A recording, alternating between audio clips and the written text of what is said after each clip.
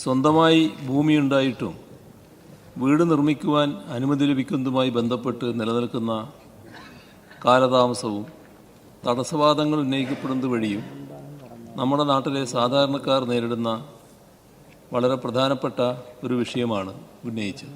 Sir, ഞാൻ ഒന്നുകൂടി ആവർത്തിക്കുകയാണ്, ഇത് നമ്മുടെ കേരളത്തിലെ എല്ലാ തദ്ദേശഭരണ സ്ഥാപനങ്ങളിലെയും ഉദ്യോഗസ്ഥർ, ഇത് കൈകാര്യം ചെയ്യുന്നവർ പ്രത്യേകം ശ്രദ്ധിക്കേണ്ട കാര്യമാണ്.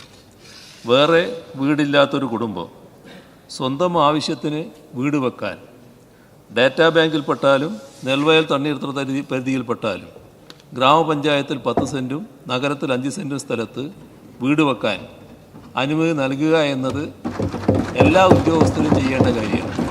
തദ്ദേശഭരണ സ്ഥാപനങ്ങളിലെ ഉദ്യോഗസ്ഥർ പ്രത്യേകം ശ്രദ്ധിക്കേണ്ട കാര്യമാണ്. അത് അവരെ മടക്കാൻ പാടില്ല.